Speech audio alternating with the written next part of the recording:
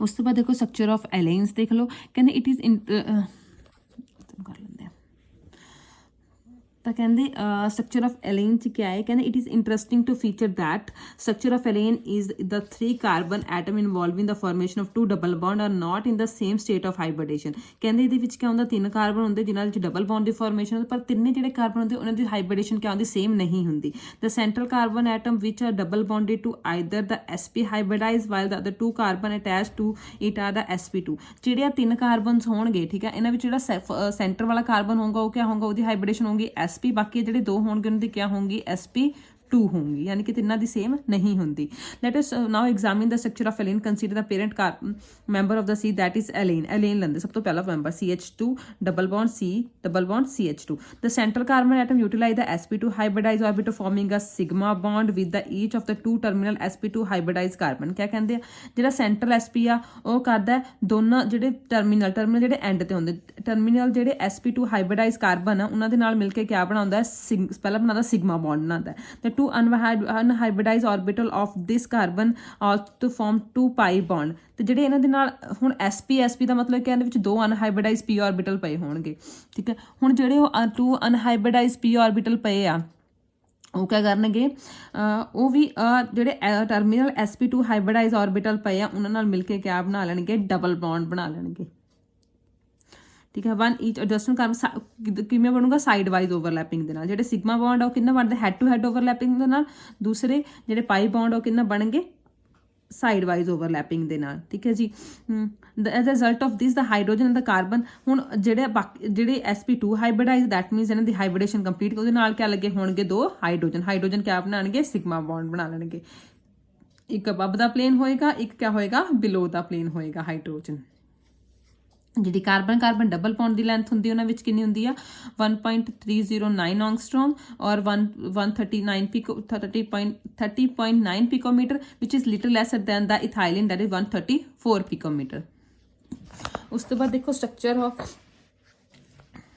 ਉਸ ਤੋਂ ਗੱਲ ਕਰਦੇ ਸਟਰਕਚਰ ਆਫ ਸਭ ਤੋਂ ਜਿਹੜਾ most important molecular structure of 1,3-butadiene ਦੀ। It has been state above that the conjugate ion more stable than the non. ਇਹ ਆਪਾਂ ਪੜ੍ਹ ਕੇ ਆਏ ਸਟੇਬਿਲਿਟੀ ਦੇ ਵਿੱਚ, ਕਹਿੰਦੇ ਜਿਹੜੇ ਕੰਜੂਗੇਟਿਡ ਆਇਨਸ ਹੁੰਦੇ ਆ, ਯਾਨੀ ਕਿ single bond, double bond, single bond, double bond, ਠੀਕ ਹੈ, ਫਿਰ ਸਿੰਗਲ ਬੌਂਡ, ਫਿਰ ਡਬਲ ਬੌਂਡ, ਐਵੇਂ ਦੇ ਕਾਰਬਨ ਹੁੰਦੇ ਆ, ਇਹ ਜ਼ਿਆਦਾ ਸਟੇਬਲ ਹੁੰਦੇ as compare to single double bond, ਫਿਰ 2 ਸਿੰਗਲ ਬੌਂਡ ਆ ਗਏ, ਫਿਰ ਡਬਲ ਬੌਂਡ ਆ ਗਏ, ਐਵੇਂ ਦੇ, ਠੀਕ ਹੈ, ਜਾਂ ਫਿਰ 2 ਡਬਲ ਜਿਹੜੇ ਇਕੱਠੇ ਡਬਲ ਬੌਂਡ ਆਉਂਦੇ ਆ, ਉਹਨਾਂ ਨੂੰ ਜ਼ਿਆਦਾ ਸਟੇਬਲ ਹੁੰਦੇ ਆ।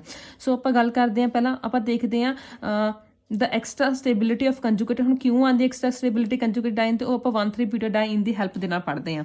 ਪਹਿਲਾ ਹੈਗਾ ਰੈਜ਼ੋਨੈਂਸ ਸਟਰਕਚਰ। ਕਹਿੰਦੇ unlike conjugated ion can exist as a resonance hybrid of various contributing structure.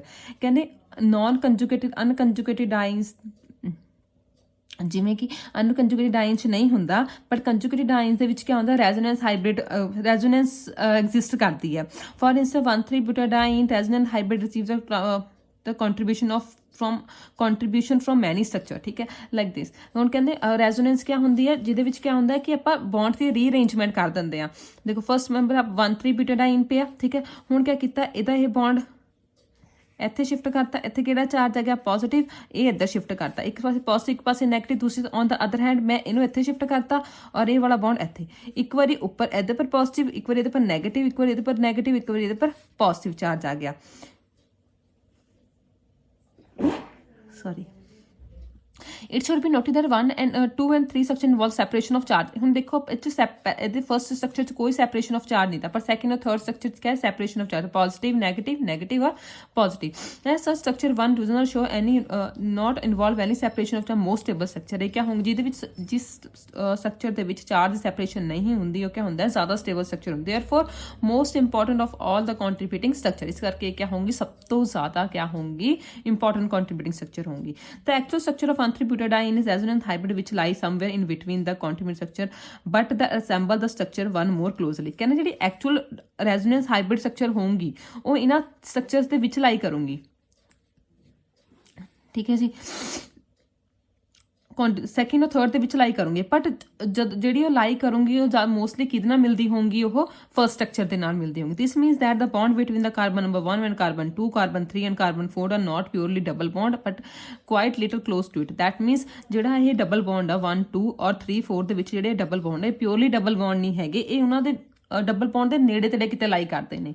Similarly the bond between, ਇਸੇ ਤਰ੍ਹਾਂ ਜਿਹੜਾ ਸੈਕਿੰਡ ਔਰ ਥਰਡ ਦੇ ਵਿੱਚ ਜਿਹੜਾ ਸਿੰਗਲ ਬੌਂਡ ਆ ਉਹ ਵੀ ਪੂਰੀ ਤਰ੍ਹਾਂ ਸਿੰਗਲ ਬੌਂਡ ਨਹੀਂ ਹੈਗਾ, ਉਹ ਵੀ ਕਿਆ ਹੈ ਬਿਟਵੀਨ ਨਾ ਤਾਂ ਪ੍ਰੋਪਰਲੀ ਸਿੰਗਲ ਆ, ਕਿਉਂਕਿ ਦੇਖੋ ਇੱਥੇ ਵੀ ਡਬਲ ਬੌਂਡ ਆ ਰਿਹਾ, ਇੱਕ ਵਾਰੀ ਇੱਥੇ ਡਬਲ ਬੌਂਡ ਆ ਰਿਹਾ। ਦੈਟ ਮੀਨ ਅਗਰ ਮੈਂ ਇਹਦੀ ਸਟਰਕਚਰ ਬਣਾਵਾਂ, ਤੁਸੀਂ ਇੱਥੇ ਦੇਖੋ ਤੇ ਇਹਦੀ ਸਟਰਕਚਰ ਐਵੇਂ ਬਣੂਗੀ CH2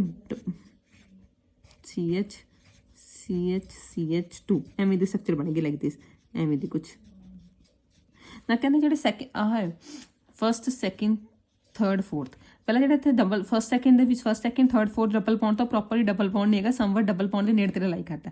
ਔਰ ਥਰਡ ਔਰ ਫੋਰਥ ਸੈਕਿੰਡ ਔਰ ਥਰਡ ਦੇ ਵਿੱਚ ਜਿਹੜਾ ਸਿੰਗਲ ਬੌਂਡ ਸੀਗਾ, ਨਾ ਤਾਂ ਉਹ ਸਿੰਗਲ ਬੌਂਡ ਹੈ ਨਾ ਹੀ ਪ੍ਰੋਪਰਲੀ ਡਬਲ ਬੌਂਡ, ਉਹ ਵੀ ਕਿਹਾ ਸਿੰਗਲ ਡਬਲ ਬੌਂਡ ਦੇ ਵਿੱਚ ਕਿਤੇ ਲਾਈ ਕਰਦਾ, ਬਟ ਜ਼ਿਆਦਾ ਕਲੋਜ਼ਲੀ ਕਿਤੇ ਲਾਈ ਕਰਦਾ ਉਹ ਸਿੰਗਲ ਬੌਂਡ ਦੇ, ਇਸ ਕਰਕੇ ਉਹਦੇ ਸਿੰਗਲ ਬੌਂਡ ਆ ਗਿਆ। This in keeping with the fact that the bond length between, ਕਿਵੇਂ ਪਤਾ ਲੱਗਿਆ ਕਿ ਜਿਹੜੀ ਬੌਂਡ ਲੈਂਥ ਆ ਕਾਰਬਨ ਨੰਬਰ 1 ਔਰ ਕਾਰਬਨ ਨੰਬਰ 2 ਡਬਲ ਬੌਂਡ ਔਰ 3 ਔਰ 4 ਦੇ nearly as same the carbon double bond when that 134 picometer, while the bond length of carbon 2 and carbon 3 148, that somewhere lesser than the carbon single bond that is 154। ਕਿੱਥੋਂ ਪਤਾ ਲੱਗਿਆ ਕਿੱਥੇ double bond ਆਣਾ? ਕਿਉਂਕਿ ਜਦੋਂ ਆਪਾਂ ਇਹਨਾਂ ਦੀ ਬੌਂਡ ਲੈਂਥ ਦੇਖੀਏ, ਜਿਹੜੀ first carbon number 1 carbon number 2 3 ਔਰ 4 ਦੇ ਵਿੱਚ ਡਬਲ ਬੌਂਡ ਜਿਹੜੀ ਇਹਨਾਂ ਦੀ ਬੌਂਡ ਲੈਂਥ ਸੀਗੀ ਕਿਤੇ ਨਾ ਕਿਤੇ ਡਬਲ ਬੌਂਡ ਦੇ ਨੇੜੇ ਤੇ, ਡਬਲ ਬੌਂਡ ਦੀ ਕਿੰਨੀ ਹੁੰਦੀ 134 ਪਿਕੋਮੀਟਰ ਹੁੰਦੀ ਆ, ਤਾਂ ਉਹਦੇ ਨੇੜੇ ਤੇ ਲਾਈ ਕਰਦੇ, ਦੈਟ ਮੀਨਸ ਉਹ ਡਬਲ ਬੌਂਡ ਹੋ ਗਿਆ। ਜਿਹੜਾ ਸਿੰਗਲ ਬੌਂਡ ਕਿਵੇਂ ਹੈ ਕਿ ਜਿਹੜੇ ਜਦੋਂ ਇਹਦੀ ਬੌਂਡ ਲੈਂਥ ਮੇਜਰ ਕੀਤੀ ਇਹ ਹੈਗੀ 148, ਜਿਹੜੀ ਕਿ ਮੋਸਟਲੀ ਕਿਹਦੇ ਕਲੋਜ਼ਰ ਲਾਈ ਕਰਦੀ 154 ਸਿੰਗਲ ਬੌਂਡ ਦੇ ਨਾਲ, ਇਸ ਕਰਕੇ ਜਿਹੜੇ ਇਹ ਬੌਂਡ ਆਏ ਆ ਇਹ ਇਹਦੇ ਅਕੋਰਡਿੰਗ ਆਏ ਆ। ਠੀਕ ਹੈ ਜੀ।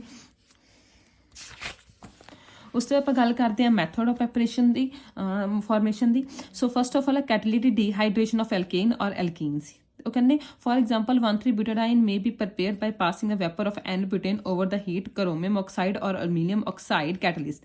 ਆਪਾਂ ਨੇ ਇਹ ਕਰਨਾ, ਆਪਾਂ ਨੇ ਐਲਕੇਨ ਲੈਣਾ ਜਾਂ ਐਲਕੀਨ ਲੈ ਲਓ, ਦੋਨੋਂ ਜਿਹੜੀ ਮਰਜ਼ੀ ਡਬਲ ਬੌਂਡ ਵਾਲੇ ਲਓ ਜਾਂ ਸਿੰਗਲ ਬੌਂਡ। ਪਹਿਲਾਂ ਐਲਕੇਨ ਲੈਂਦੇ ਆ, ਆਪਾਂ ਨੇ ਬਿਊਟੇਨ ਲਿੱਤਾ, N-butane ਲੈ ਲਿਆ, ਕਹਿੰਦੇ ਉਹਨੂੰ ਕ੍ਰੋਮੀਅਮ ਆਕਸਾਈਡ ਜਾਂ ਐਲੂਮੀਨੀਅਮ ਆਕਸਾਈਡ ਦੇ ਵੇਪਰ ਦੇ ਵਿੱਚੋਂ ਪਾਸ ਕਰਨਾ, ਉਹਦੇ ਵਿੱਚੋਂ ਕ੍ਰੋਮੀਅਮ ਆਕਸਾਈਡ ਜਾਂ ਐਲੂਮੀਨੀਅਮ ਆਕਸਾਈਡ ਦੇ ਵੇਪਰ ਨੂੰ ਪਾਸ ਕਰਨਾ, ਹੀਟ ਕਰਨਾ, ਤੁਹਾਡੇ ਕੋਲ ਫਾਰਮੇਸ਼ਨ ਹੋ ਜਾਏਗੀ 1,3-butadiene ਦੀ। ਔਰ ਸੈਕਿੰਡਲੀ ਉਹ ਕਹਿੰਦੇ 1,3-butadiene ਤੁਸੀਂ ਕਹਿ ਲੈਣਾ 1 ਬਿਊਟੇਨ ਲੈ ਲਓ ਜਾਂ 2 ਬਿਊਟੇਨ ਲੈ ਲਓ, ਉਹਦੇ ਵਿੱਚ ਨਿਕਲ ਫਾਸਫੇਟ ਜਾਂ ਕੈਲਸ਼ੀਅਮ ਫਾਸਫੇਟ ਦੇ ਕੈਟਲਿਸਟ ਲੈਣੇ ਆ। ਠੀਕ ਹੈ, ਉਹਨਾਂ ਨੂੰ ਪਾਸ ਕਰਨਾ, ਹੀਟ ਦੇਣੀ ਆ, ਦੈਨ ਆਪਣੇ ਕੋਲ ਫਾਰਮੇਸ਼ਨ ਹੋ ਜਾਏਗੀ 1,3-butadiene ਦੀ, ਔਰ ਹਾਈਡਰੋਜਨ ਗੈਸ ਕਿਆ ਹੋ ਜਾਏਗੀ ਰਿਮੂਵ ਹੋ ਜਾਏਗੀ। ਸੈਕਿੰਡ ਮੈਥਡ ਦੇਖੋ ਡੀਹਾਈਡਰੋਹੈਲੋਜਨੇਸ਼ਨ ਆਫ ਡੀਹੈਲੋਜਨ ਡੈਰੀਵੇਟਿਵ। ਡੀਹੈਲੋਜਨ ਡੈਰੀਵੇਟਿਵ ਕਿਹੜੇ ਹੁੰਦੇ ਨੇ? ਜਿਨ੍ਹਾਂ ਵਿੱਚ 2 ਹੈਲੋਜਨ ਲੱਗੇ ਹੁੰਦੇ ਨੇ, ਤਾਂ ਆਪਾਂ ਨੇ ਕੀ ਕਰਨਾ ਡੀਹਾਈਡਰੋਹੈਲੋਜਨੇਸ਼ਨ, ਯਾਨੀ ਕਿ ਆਪਾਂ ਨੇ ਹਾਈਡਰੋਜਨ ਵੀ ਰਿਮੂਵ ਕਰਨਾ ਔਰ ਹੈਲੋਜਨ ਵੀ ਰਿਮੂਵ ਕਰਨਾ, ਕਿਹਦੇ ਵਿੱਚੋਂ ਡਾਈਹੈਲੋਜਨ ਡੈਰੀਵੇਟਿਵ ਦੇ ਵਿੱਚੋਂ। ਤਾਂ ਆਪਾਂ ਨੇ 1,3-ਡਾਈਕਲੋਰੋ 3 ਮਿਥਾਈਲ ਬਿਊਟੇਨ ਲੈ ਲਿਆ। ਠੀਕ ਹੈ, ਉਹਨੂੰ ਕਿਸੇ ਬੇਸ ਦੇ ਨਾਲ ਰਿਐਕਟ ਕਰਨਾ ਅਲਕੋਹਲਿਕ ਪੋਟਾਸ਼ੀਅਮ ਹਾਈਡਰੋਕਸਾਈਡ ਦੇ ਨਾਲ, ਆਪਣੇ ਕੋਲ ਫਾਰਮੇਸ਼ਨ ਹੋ ਜਾਏਗੀ ਆਈਸੋਪਰੀਨ ਦੀ। ਦੈਟ ਮੀਨ ਇਹਦੇ ਵਿੱਚ ਕਿਆ ਆ ਗਏ ਡਾਈਨ 2 ਮੋਲੀਕਿਊਲ ਆ ਗਏ। The dehydration of diol in the presence of acid. Diols ਕਿਹੜੇ ਹੁੰਦੇ ਨੇ? ਜਿਨ੍ਹਾਂ ਵਿੱਚ 2 OH ਗਰੁੱਪ ਲੱਗੇ ਹੁੰਦੇ ਨੇ। ਠੀਕ ਹੈ, ਸੋ ਇਨ ਦ ਪ੍ਰੈਜ਼ੈਂਸ ਆਫ ਐਸਿਡ, ਤਾਂ ਕਹਿੰਦੇ ਆਪਾਂ ਨੇ 1,4-ਬਿਊਟੇਨ ਡਾਇਓਲ ਲੈ ਲਿਆ, ਉਹਨੂੰ ਐਸਿਡ ਦੇ ਨਾਲ, ਕੋਈ ਵੀ ਐਸਿਡ, ਸਲਫਿਊਰਿਕ ਐਸਿਡ, ਫਾਸਫੋਰਿਕ ਐਸਿਡ ਹੋ ਸਕਦਾ, ਕੋਈ ਵੀ ਐਸਿਡ ਹੋ ਸਕਦਾ, ਉਹਨੂੰ ਜਦੋਂ ਉਹਨੂੰ ਹੀਟ ਕੀਤਾ ਉਹਦੀ ਪ੍ਰੈਜ਼ੈਂਸ ਦੇ ਵਿੱਚ 1,4-ਬਿਊਟੇਨ ਡਾਇਓਲਸ ਨੂੰ ਵਾਟਰ ਮੋਲੀਕਿਊਲ ਰਿਮੂਵ ਹੋ ਕੇ ਫਾਰਮੇਸ਼ਨ ਹੋ ਗਈ ਕੀਤੀ ਬਿਊਟੇਨ ਦੀ। ਉਸ ਤੋਂ ਬਾਅਦ pyrolysis of cycloalkane, that is retro ਡੀ ਐਲਡਰ ਰਿਐਕਸ਼ਨ। ਆਪਾਂ ਨੇ ਡੀ ਐਲਡਰ ਰਿਐਕਸ਼ਨ ਮੈਂ ਤੁਹਾਨੂੰ ਅੱਛੀ ਕਰਵਾਈ ਸੀਗੀ, ਸੌਰੀ ਮੇਰੇ ਵਿੱਚ ਤੁਹਾਨੂੰ ਪਿੱਛੇ ਡੀ ਐਲਡਰ ਰਿਐਕਸ਼ਨ ਕਰਵਾਈ ਹੈ ਸਾਈਕਲੋ ਐਲਕੇਨ ਵਿੱਚ। ਠੀਕ ਹੈ, ਆਪਾਂ ਨੇ ਹੁਣ ਰੈਟਰੋ ਡੀ ਐਲਡਰ ਰਿਐਕਸ਼ਨ ਕਰਨੀ। ਰੈਟਰੋ ਦਾ ਮਤਲਬ ਤੋੜ ਦੇਣਾ। ਸਾਈਕਲੋ ਹੈਕਸੇਨ ਲੈ ਲਿਆ ਆਪਾਂ ਨੇ, ਜਿਹਦੇ ਵਿੱਚ ਆਪਾਂ ਨੇ ਕਿਆ ਕੀਤਾ ਤਾਂ ਪਹਿਲਾਂ ਇਹਨਾਂ ਦੋਨਾਂ ਨੂੰ ਮਿਲਾ ਕੇ ਸਾਈਕਲੋ ਹੈਕਸੇਨ ਬਣਾਉਣਾ। ਸਾਈਕਲੋ ਹੈਕਸੇਨ ਨੂੰ ਹੀਟ ਕਰਨਾ ਨਿਕਲ ਕ੍ਰੋਮ ਦੇ ਵਿੱਚ। ਠੀਕ ਹੈ, ਨਿਚ ਕ੍ਰੋਮ ਦੇ ਅਲੋਏ ਆਫ ਨਿਕਲ, ਕ੍ਰੋਮੀਅਮ ਐਂਡ ਆਇਰਨ, ਤਿੰਨਾਂ ਦਾ ਮਿਕਸਚਰ ਹੁੰਦਾ ਇੱਕ ਮੈਟਲ। ਠੀਕ ਹੈ, ਜਦੋਂ ਉਹਦੇ ਨਾਲ ਹੀਟ ਕੀਤਾ ਆਪਣੇ ਕੋਲ ਇਹ ਟੁੱਟ ਗਿਆ ਇੱਥੇ ਤੋਂ, ਜਦੋਂ ਇਹ ਟੁੱਟ ਗਿਆ ਆਪਣੇ ਕੋਲ ਫਾਰਮੇਸ਼ਨ ਹੋ ਗਈ ਕਿਹਦੀ एथीन दी, और क्या आ गया 1,3-butadiene। ठीक है, उस तो बाद कैमिकल रिएक्शन ऑफ डाइन्स, तो कहते हैं chemical property diene initially due to the presence of किहदे करके होंगे कार्बन डबल बॉन्ड दे करके। Non conjugate diene behave exact same the manner as a simple alkenes. ਜਿਹੜੇ ਨੌਨ ਕੰਜੂਗੇਟਿਡ ਡਾਈਨਸ ਹੁੰਦੇ ਨੇ ਉਹ ਕਹਿੰਦੇ ਸੇਮ ਉਵੇਂ ਬਿਹੇਵ ਕਰਦੇ ਨੇ ਜਿਵੇਂ ਕਿ ਐਲਕੀਨ ਕਰਦੇ ਨੇ, except the attacking reagent is consume at twice the amount required for the 1 double bond. ਸਿਰਫ ਫਰਕ ਹੈ ਕਿ ਐਲਕੀਨ ਦੇ ਵਿੱਚ 1 ਡਬਲ ਬੌਂਡ ਹੁੰਦਾ ਇਸ ਕਰਕੇ, ਔਰ ਨੌਨ ਕੰਜੂਗੇਟਿਡ ਡਾਈਨਸ ਦੇ ਵਿੱਚ ਕੀ ਹੁੰਦਾ 2 ਡਬਲ ਬੌਂਡ ਹੁੰਦੇ ਆ। ਤਾਂ ਜਿੰਨਾ ਕੈਟਲਿਸਟ ਐਲਕੀਨ ਦੇ ਲਈ ਯੂਜ਼ ਹੁੰਦਾ ਆਪਾਂ ਉਹ ਤੋਂ ਡਬਲ ਅਮਾਊਂਟ ਯੂਜ਼ ਕਰਨਾ ਹੈ। ਹੁਣ ਅਗਰ ਆਪਾਂ ਗੱਲ ਕਰੀਏ ਕੰਜੂਗੇਟਿਡ ਡਾਈਨਸ ਦੀ, ਤਾਂ property of double bond are considered modified due to the characteristic relative arrangement of the double bond. ਹੁਣ ਜਿਹੜੀ ਕੰਜੂਗੇਟਿਡ ਡਾਈਨਸ ਜਿਹੜੀ ਪ੍ਰੋਪਰਟੀ ਡਬਲ ਬੌਂਡ ਦੀ ਕਿਹਦੇ ਪਰ ਡਿਪੈਂਡ ਕਰਦੀ ਆ, ਅਰੇਂਜਮੈਂਟ ਆਫ ਡਬਲ ਬੌਂਡ ਦੀ। The relative arrangement enable the two double bond to interact with each other so that they modify the behaviour of the molecule as a whole. ਹੁਣ ਆਪਾਂ ਗੱਲ ਕਰ, ਹੁਣ ਦੇਖੋ ਇਹਨਾਂ ਵਿੱਚ ਕਿਹੜੀ ਮੋਸਟਲੀ ਇਹਨਾਂ ਦੇ ਵਿੱਚ ਇਲੈਕਟ੍ਰੋਫਿਲਿਕ ਐਡੀਸ਼ਨ ਰਿਐਕਸ਼ਨਸ ਹੁੰਦੀਆਂ ਨੇ, ਠੀਕ ਹੈ, ਗ੍ਰੇਟਰ ਕੰਜੂਗੇਟਿਡ ਡਾਈਨਸ ਦੇ ਵਿੱਚ। ਹੁਣ ਦੇਖਦੇ ਆਪਾਂ ਕਿਵੇਂ, ਕਹਿੰਦੇ electrophilic edition reaction 1 to 1 for addition reaction. First of all, dynes undergo usually electrophilic addition reaction shown in the alkene. ਜਿਵੇਂ alkene ਦੇ ਵਿੱਚ ਹੁੰਦੀ ਉਸੇ ਤਰ੍ਹਾਂ ਦੀ dynes ਹੁੰਦੀ, ਆਪਾਂ ਨੇ 1-2 ਵੀ ਪੜਿਆ, 1-4 ਵੀ ਪੜਿਆ।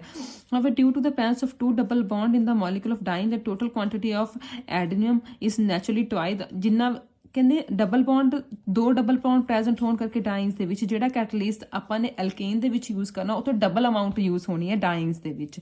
ਸੋ first of all addition of halogen when treated with halogen diene react with 2 molecule of halogen per mole of dyne to form a tetra halogen derivative। ਜਦੋਂ ਕਹਿੰਦੇ 1,3 ਬੂਟਾਡੀਨ ਨੂੰ ਤੁਸੀਂ ਕਿਸੇ ਵੀ ਹੈਲੋਜਨ ਨਾਲ ਰਿਐਕਟ ਕਰੋਗੇ, ਜਦੋਂ 2 molecule ਯੂਜ਼ ਹੋਣੇ ਆ, 2 molecule ਮਤਲਬ 4 ਸਿੰਗਲ molecule, ठीक है, एलिमेंट। सो अपने को फॉर्मेशन हो जाएगी 1 2 3 4 टेट्रा ब्रोमो ब्यूटेन दी, ठीक है। So it really the really interesting point however is what happen when only one molecule of, अगर ਆਪਾਂ 1 molecule add करिए किसी catalyst that to may react with the 1 mole of the dyne, in such case 2 double bond in the non conjugate dyne are act independently to each other and addition take place across the either of the double bond। अगर कहते क्या, अगर ਆਪਾਂ 2 molecule use कर ले तो ਉਹਨੇ ਸਾਰੇ double bond ਤੋੜ ਦੇਣੇ, ਠੀਕ ਹੈ। ਅਗਰ ਆਪਾਂ ਇੱਕ double bond, ਅਗਰ ਆਪਾਂ ਇੱਕ molecule add ਕਰੀਏ catalyst ਦੇ ਵਿੱਚ, ਤਾਂ ਉਹਦੇ ਵਿੱਚ ਕੀ ਹੋਊਗਾ, ਕਹਿੰਦੇ ਉਹਨੇ ਕਿਸੇ ਵੀ ਇੱਕ ਡਬਲ ਬੌਂਡ ਦੇ ਨਾਲ ਕਿਆ ਕਰ ਲੈਣਾ, ਰਿਐਕਟ ਕਰ ਲੈਣਾ, ਠੀਕ ਹੈ। ਚਾਹੇ ਉਹ ਇੱਧਰ ਵਾਲੇ ਨਾਲ ਕਰ ਲੈ, ਚਾਹੇ ਉਹ ਇੱਧਰ ਵਾਲੇ ਨਾਲ ਕਰ ਲੈ, ਕੋਈ ਕਿਸੇ ਵੀ ਇੱਕ ਦੇ ਨਾਲ ਕਰੋਗੇ, ਠੀਕ ਹੈ।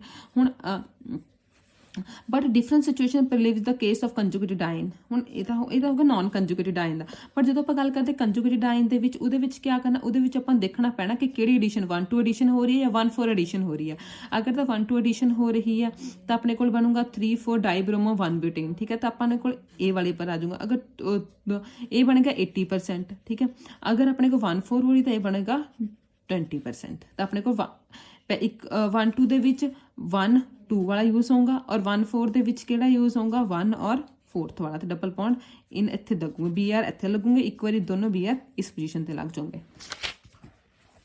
The formation of 3,4 dibromo 1 butene is not surprising as it results in normal addition, also terms as 1-2 addition to adjust the carbon atom link by the double bond. But the formation of 1,4 dibromo 2 butene 1,4 addition, that addition of terminal carbon conjugating system may appear to be unexpected। ਕਹਿੰਦੇ 3,4 addition ਤਾਂ dibromo addition ਤਾਂ ਕੋਈ surprising ਨਹੀਂ ਹੈ, ਤਾਂ ਹੋਣੀ ਹੈ। ਪਰ ਜਿਹੜੀ 1,4 addition ਯਾਨੀ ਕਿ ਟਰਮੀਨਲ ਕਾਰਬਨ ਤੇ ਐਂਡਿੰਗ ਵਾਲੇ ਕਾਰਬਨ ਤੇ ਜਾ ਕੇ ਬ੍ਰੋਮੀਨ ਲੱਗਦੇ, ਉਹ ਕਿਆ ਹੈ, ਅਨਐਕਸਪੈਕਟਡ ਹੈ। ਹੁਣ ਇਹਦਾ ਮੈਕੈਨਿਜ਼ਮ ਦੇਖੋ 1-1-4 addition the. To understand the occurrence of 1-1-4 addition reaction, let us examine the mechanism of addition of bromine to the 1,3 dynes। First of all, ਆਪਾਂ ਗੱਲ ਕਰਦੇ, ਪਹਿਲਾਂ ਹੱਲ ਕਰਦੇ formation। First step ਹੈਗਾ formation of carbocation। As the bromine molecule approach the dyne get polarized, the positive polarized bromine add to the carbon number 1 of the butene to form a allylic carbocation and the negative bromidine। ਕਹਿੰਦੇ ਕਿਆ ਕਰਨਾ ਕਿ ਜਿਵੇਂ bromine ਦਾ ਇੱਕ molecule react ਕਰੇਗਾ double bond ਦੇ ਨਾਲ, carbon number 1 ਤੇ ਕਾਰਬਨ ਨੰਬਰ 2 ਦੇ ਨਾਲ, ਤਾਂ ਉਹਦੇ ਵਿੱਚ ਕਿਆ ਹੋਊਗਾ, ਡਬਲ ਬੌਂਡ ਨੇ ਟੁੱਟ ਜਾਣਾ, ਠੀਕ ਹੈ। ਡਬਲ ਬੌਂਡ ਨੇ ਟੁੱਟ ਕੇ ਕਿਆ ਕਰਨਾ, ਇੱਕ ਬ੍ਰੋਮੀਨ ਨੇ ਕਾਰਬਨ ਦੇ ਇੱਕ second number first number carbon ਕੋ ਚੱਲ ਜਾਣਾ, ਔਰ ਸੈਕਿੰਡ ਨੰਬਰ ਕਾਰਬਨ ਦੇ ਉੱਪਰ ਕਿਹੜਾ ਚਾਰਜ ਆਣਾ, ਪੋਜ਼ਿਟਿਵ। ਇੱਥੇ ਇਸ ਤਰ੍ਹਾਂ ਕਾਰਬੋਕੇਟਾਈਨ ਬਣ ਗਿਆ, ਔਰ ਬ੍ਰੋਮੀਨ ਦਾ ਇੱਕ ਐਟਮ ਕਿਆ ਹੋ ਗਿਆ, ਰਿਮੂਵ ਹੈ ਨਾ, ਬ੍ਰੋਮੀਨ ਆਇਨ ਕਿਆ ਹੋ ਗਿਆ, ਰਿਮੂਵ ਹੋ ਗਏ, ਠੀਕ ਹੈ। ਹੁਣ ਇਹ ਤਾਂ ਹੈਗਾ primary ਕਾਰਬੋਕੇਟਾਈਨ। could be also form an initial addition।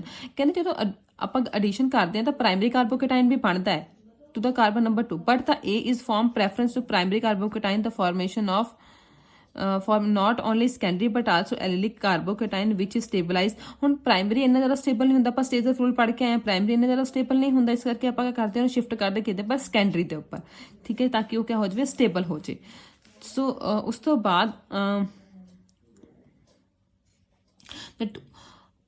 ਬਾਅਦ ਇਹ ਹੋ ਗਿਆ ਇਹ ਹੋ ਗਿਆ ਉਹ